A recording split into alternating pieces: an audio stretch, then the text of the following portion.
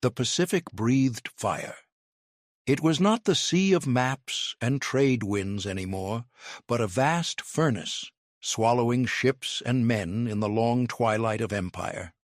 In 1942, as islands changed hands and banners rose over coral reefs, the lives of ordinary soldiers were caught in the pull of an ancient tide. They had come from Kansas and California, from farms and steel towns, carrying photographs in waterproof wallets and the smell of gasoline and soap still clinging to their hands. When the sky over Bataan turned red, they surrendered not to defeat, but to exhaustion, a human surrender, bone to bone, hunger to hunger. The Japanese guards who surrounded them stood as if carved from another era. Their uniforms were faded, their rifles well worn, their eyes calm with a kind of discipline that seemed alien to the Americans' restless energy. To them, surrender was a spiritual failure, an incomprehensible act. They looked upon the prisoners as beings who had fallen from grace, whose shame would stain the air if not contained.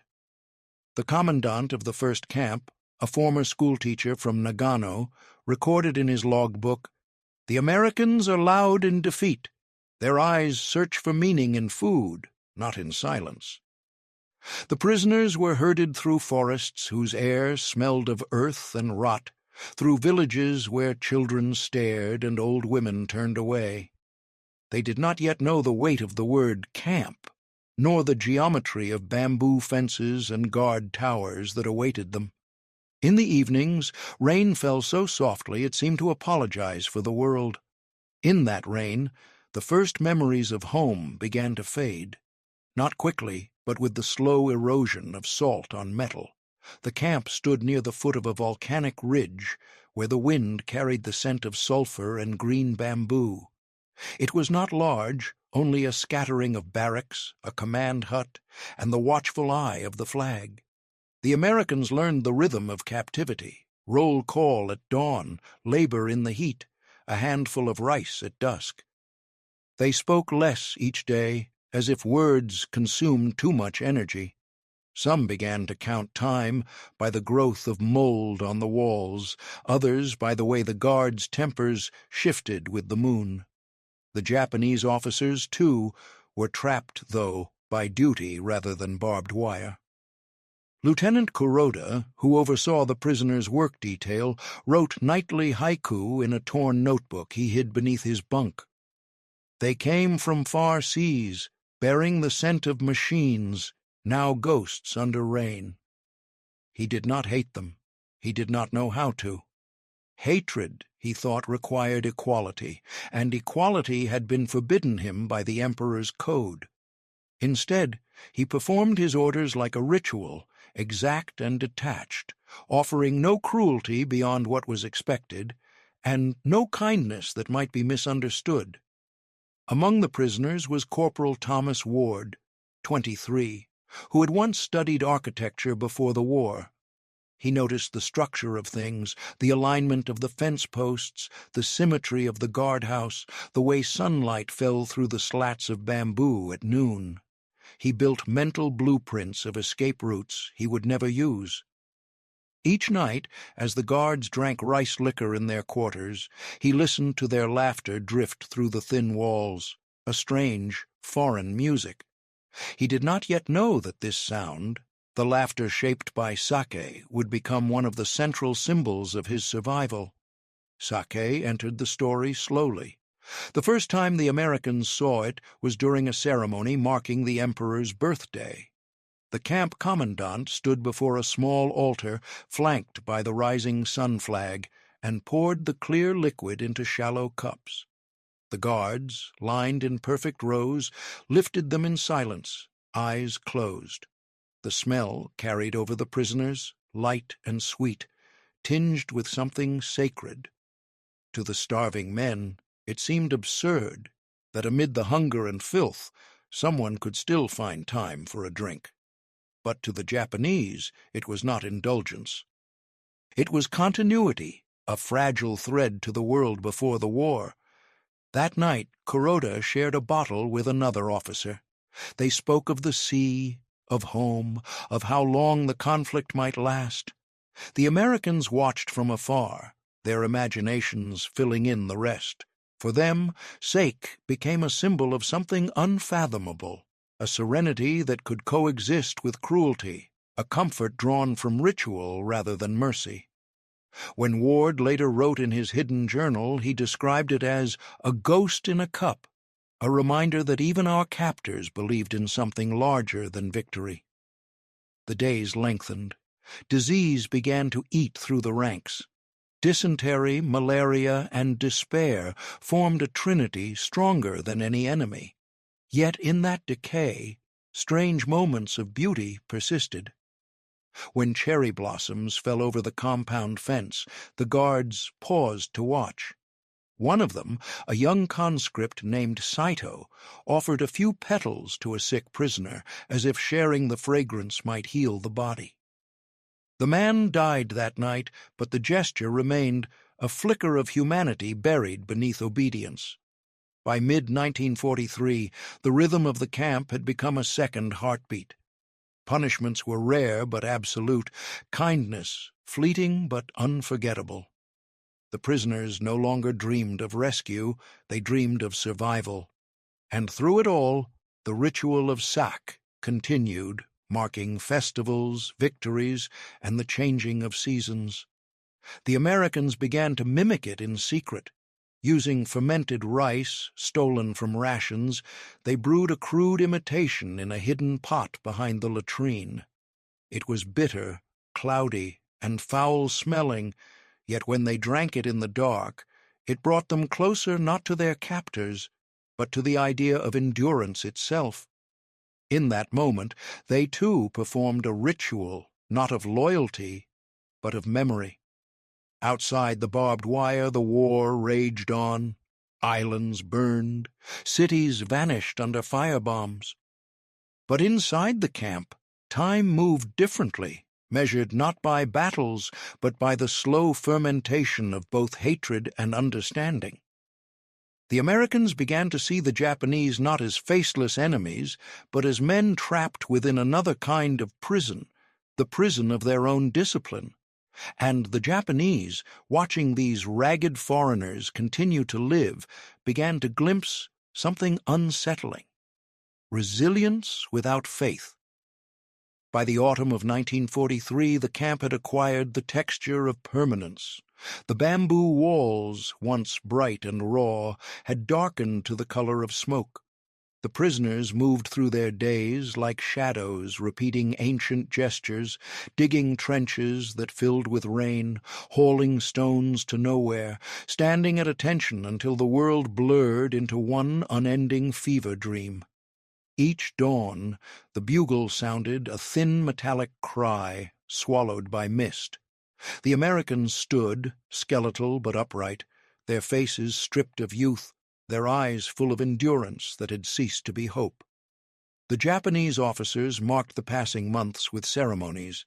They burned incense before the flag, bowed toward the east, and drank sake in solemn silence. The liquor, distilled from rice that none of the prisoners could taste, gleamed in their cups like liquid moonlight. To the guards it was purity, to the prisoners mockery. Yet even as resentment grew, fascination took root. There was a serenity in the gesture, the careful tilt of the wrist, the wordless communion of men bound by hierarchy. It was the discipline of order in a world collapsing into chaos.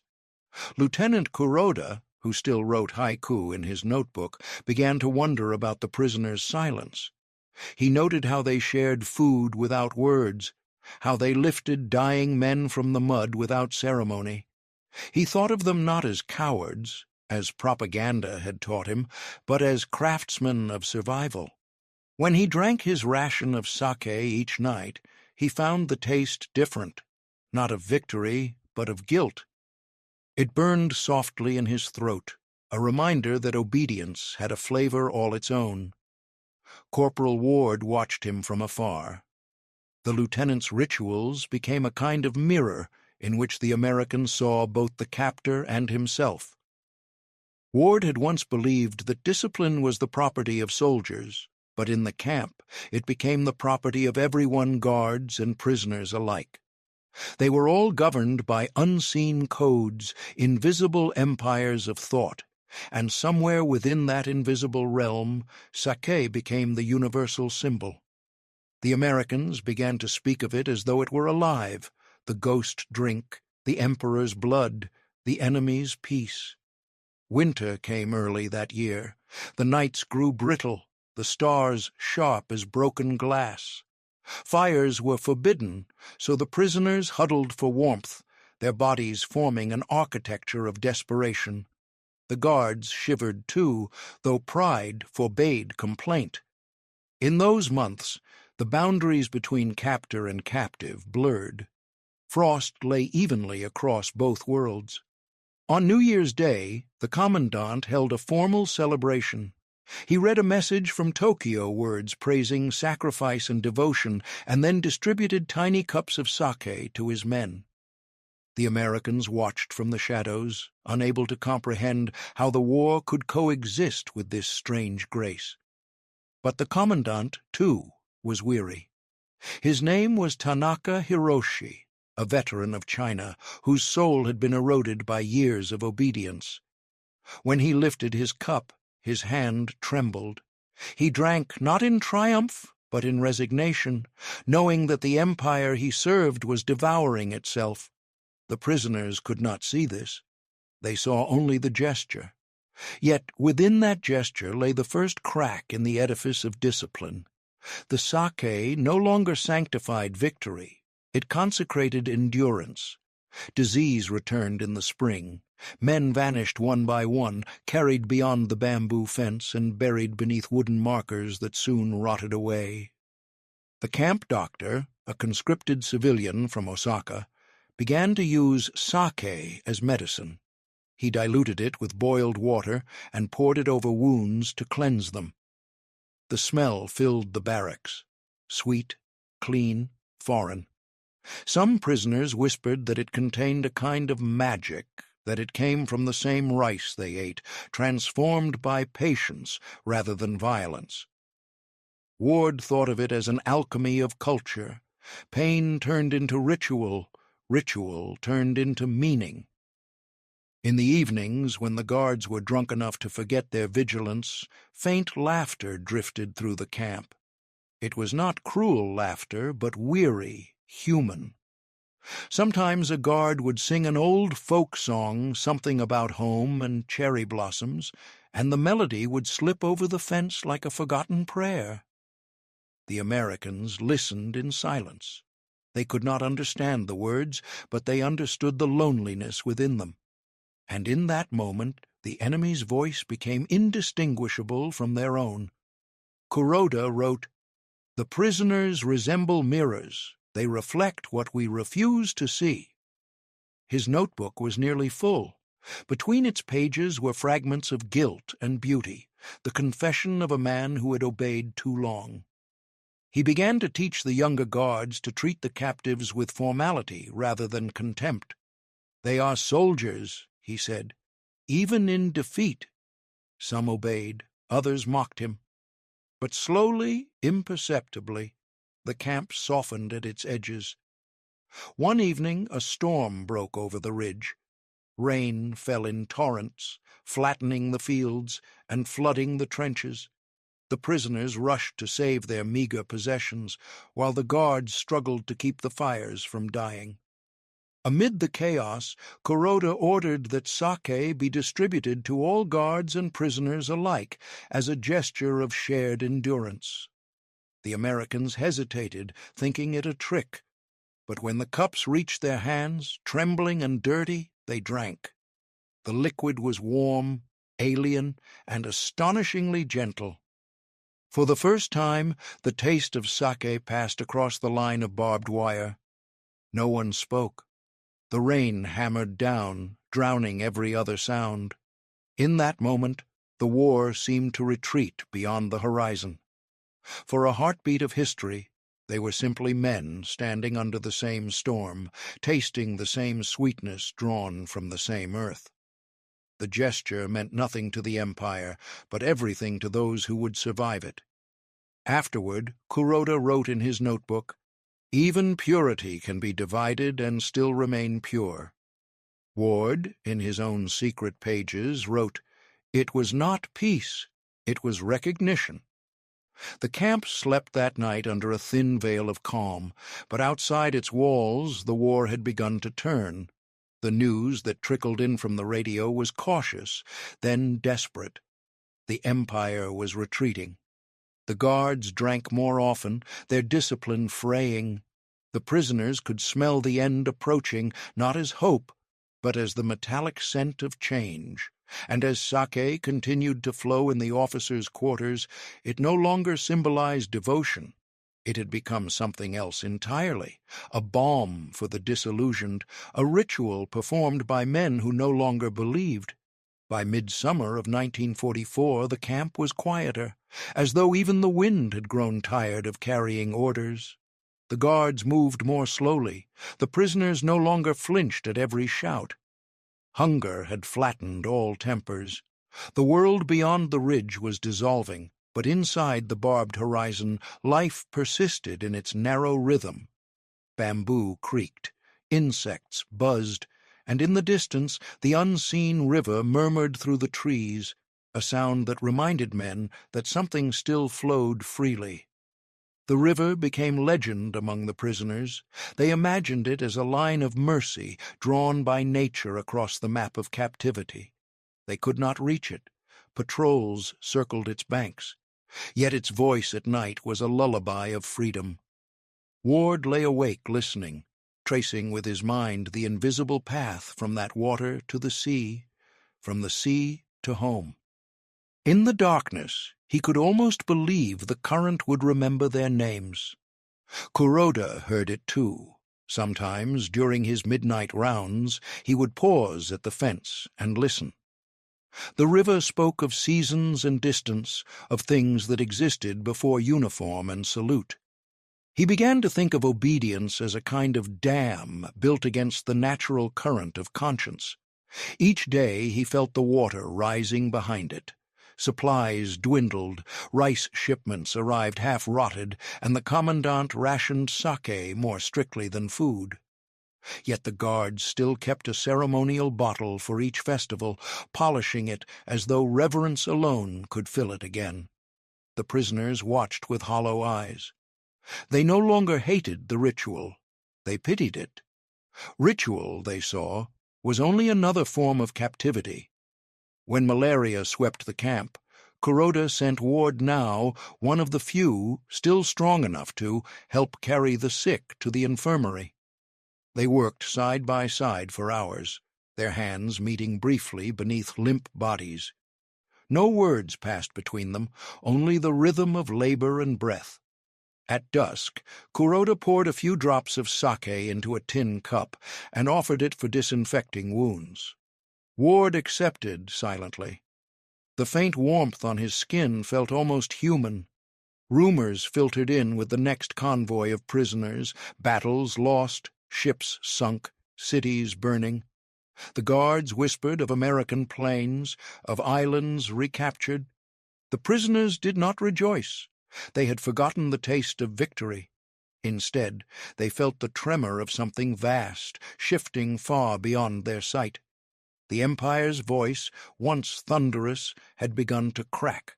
The commandant withdrew into his hut, surrounded by maps that no longer matched the truth. Each night he drank alone, the thin walls echoing with the clink of porcelain. To him, the sake no longer symbolized purity or courage. It had become a memorial to a vanishing order, each sip a requiem. One evening, while repairing the fence near the river, Ward noticed small fish glinting in the shallows beyond the wire. He crouched, mesmerized by their motion. On the other side, a young guard watched him. For a long moment, they both stared at the same current. Then, almost shyly, the guard produced a small gourd of sake and poured a few drops into the water. The surface rippled, carrying the fragrance downstream. Ward understood the gesture. An offering, not to gods or nations, but to the river itself, the only witness that never lied. After that, the river became their secret language.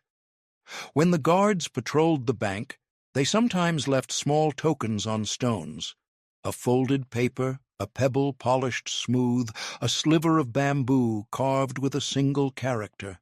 The prisoners answered with scraps of wire twisted into rings, fragments of metal shaped like leaves. It was an exchange beyond speech, a fragile acknowledgment of mutual survival.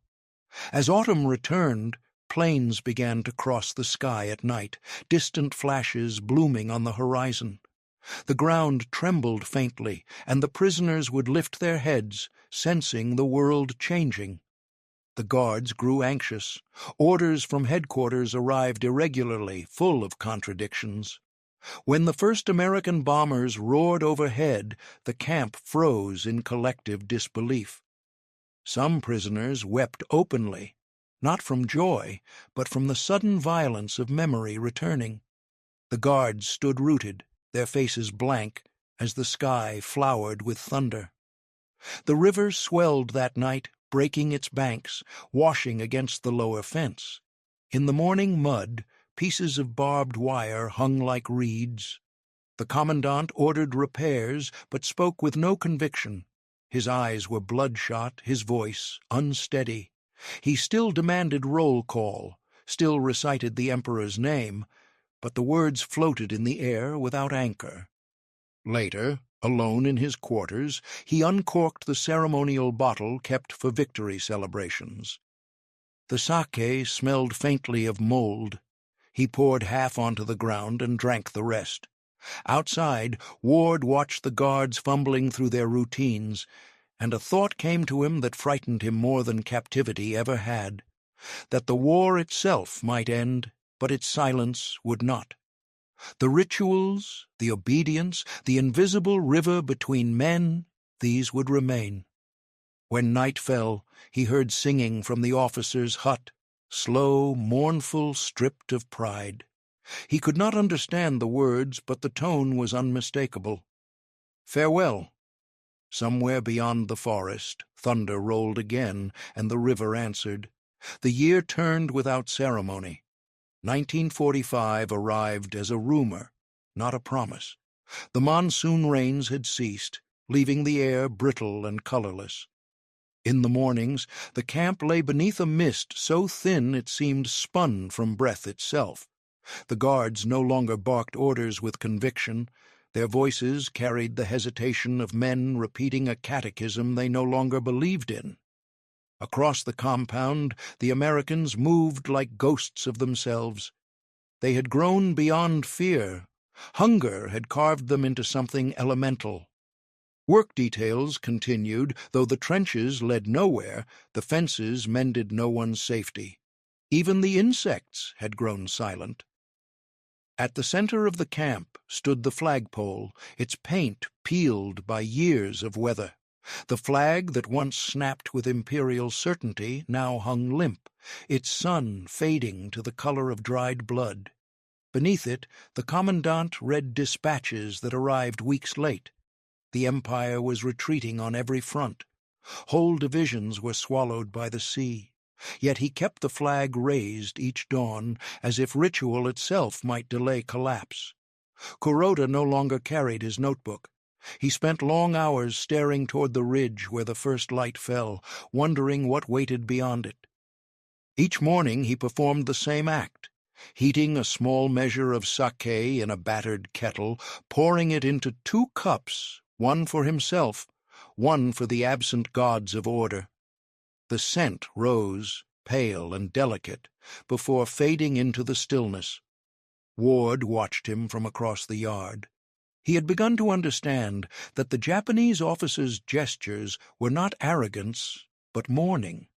The taste of obedience had soured. Only habit remained. The prisoner felt no triumph in this realization, only the dull ache of recognition. Food grew scarce. Men chewed on roots, on leather, on the memory of meals. One afternoon, a guard collapsed from exhaustion during roll call. Instinct overrode hatred. Ward and another prisoner lifted him from the dust and carried him to shade. The act was witnessed by everyone, but no one spoke of it. Something invisible had shifted, an understanding that compassion could survive even in the ruins of allegiance. Days later, a plane appeared overhead, silver and enormous, its markings foreign to all who looked up. It circled once and vanished into cloud. That night the guards gathered in the mess hall, the flicker of lanterns trembling on their faces. The commandant opened the last bottle of sake, its wax seal unbroken since the first year of the war. He poured evenly for each man, his hand steady despite the tremor in his heart. They drank in silence. No toast, no oath, just the taste of a future that no longer existed. Outside, the prisoners listened. Ward thought of the river behind the fence, of its endless current. He imagined it carrying the echo of that drink downstream, into the ocean, into every shore that would outlive them. Within weeks, the war reached them, not as liberation, but as absence. Orders stopped. Radios fell silent. Patrols ceased. The camp's boundaries, once so sharp, blurred into irrelevance. Some guards fled during the night, leaving uniforms folded neatly on their bunks. Others remained, paralyzed by the loss of command. Kuroda stayed. When the first Allied planes flew low over the valley, dropping leaflets instead of bombs, he read one carefully and folded it in half. The printed words were simple: "Japan has surrendered." He stood a long time holding the paper, its edges trembling in the wind. He found the commandant seated outside his hut, staring at the sky. Between them sat a small tray and a single cup of sake. They did not speak. Kuroda bowed once, deeply, and walked toward the prisoners' quarters. The commandant raised the cup to his lips, drank, and remained motionless for the rest of the day. The following morning the camp gate stood open. No bugle, no shout. The prisoners stepped out cautiously, as if the air beyond might reject them. The guards who remained offered neither resistance nor explanation. Ward crossed the threshold last. Behind him, the compound looked smaller than he remembered, as though time itself were collapsing inward. Beyond the fence lay the river. Its water, swollen by recent rains, glittered with sunlight. He knelt and cupped it in his hands. The taste was faintly metallic, clean, real. For the first time in years, he felt the texture of choice. Around him, other men stood bewildered, unsure whether freedom required ceremony. Kuroda approached, still wearing his faded uniform, sword unbelted. He stopped several paces away. Between them ran the same current that had divided and united them through all the seasons. Then, slowly, he took from his pocket a small flask, the last remnant of the officer's sake, and poured it into the river. The surface rippled, carrying both memory and confession away. No one saluted, no one bowed. The moment passed like breath over glass. When the Allied recovery teams arrived days later, they found the camp abandoned but orderly, the records intact, the dead buried with wooden markers carved in both languages. They found, too, a note pinned to the door of the commandant's hut. It contained only one line, written in precise brushstrokes. "The river remembers what men forget." The camp emptied like a lung exhaling. The air itself seemed startled by the absence of commands. When the Allied trucks finally arrived, their engines disturbed birds that had nested in the guard towers. Feathers drifted across the yard like pale ash. Men were counted, examined, lifted onto stretchers. Numbers replaced names again, but this time the numbering meant return. Ward sat in the back of a truck, staring through the slats at the fence sliding past. Each post leaned inward, warped by years of rain.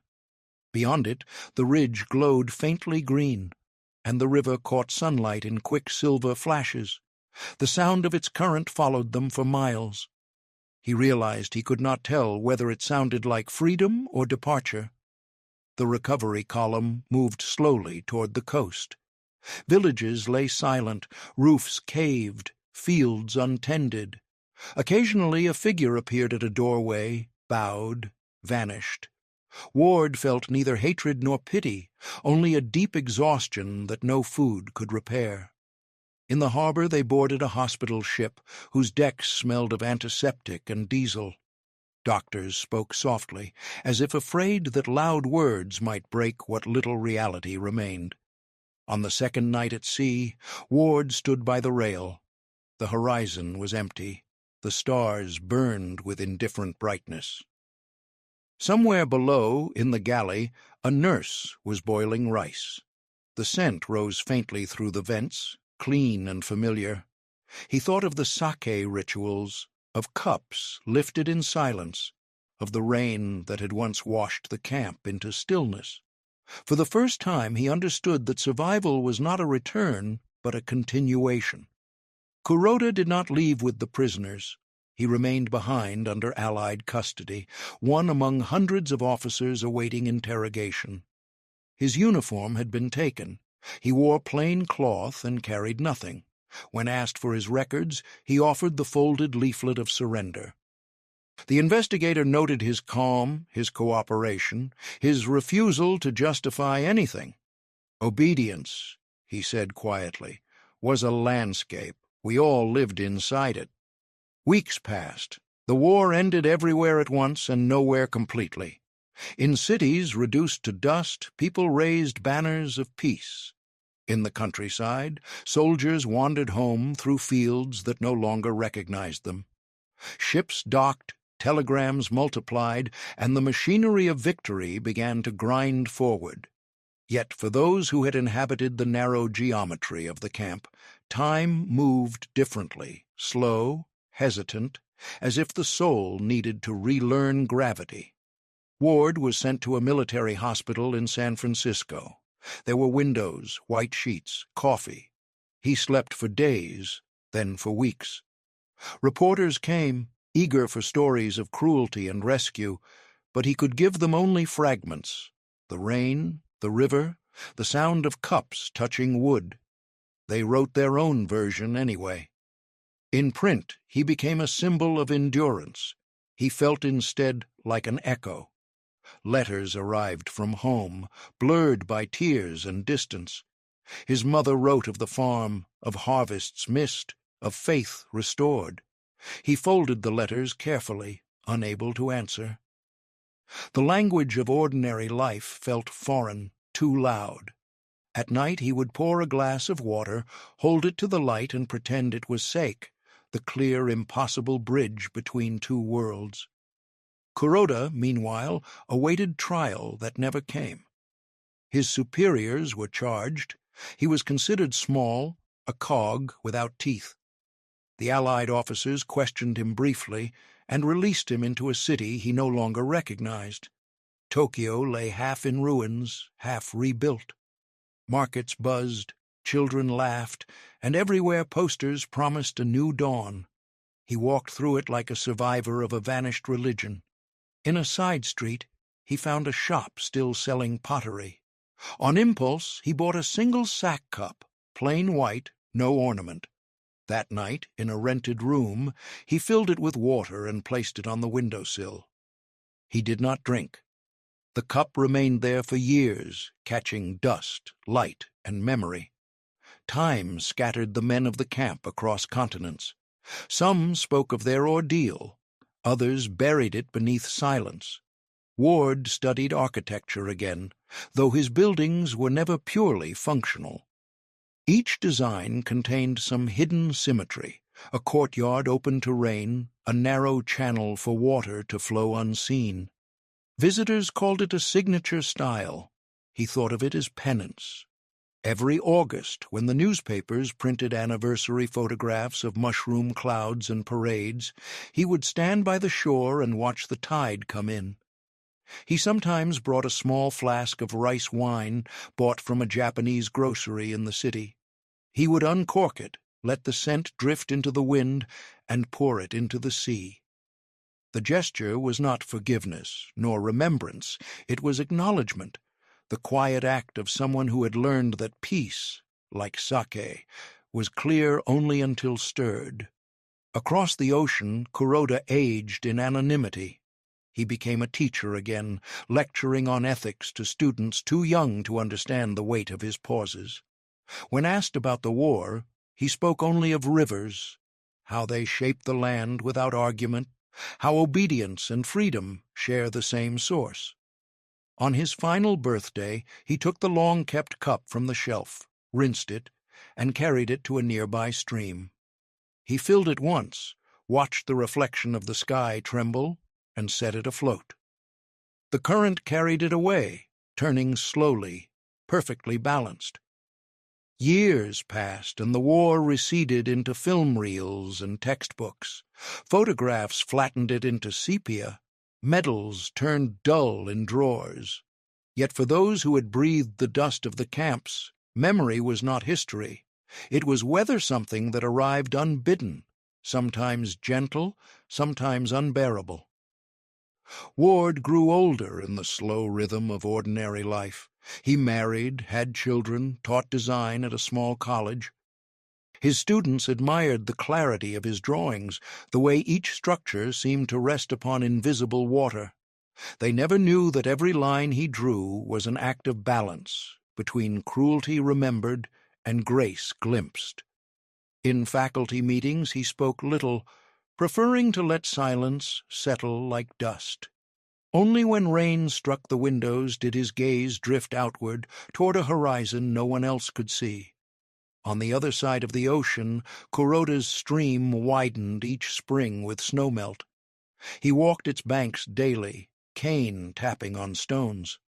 The world had forgiven itself through prosperity and distraction, but he carried a quieter ledger. Each morning he bowed once to the water and whispered the names he still remembered, not ranks, not titles, only names. He no longer believed in purification. He believed in persistence. Occasionally letters crossed the Pacific official invitations, veterans' gatherings, academic exchanges. Most went unanswered.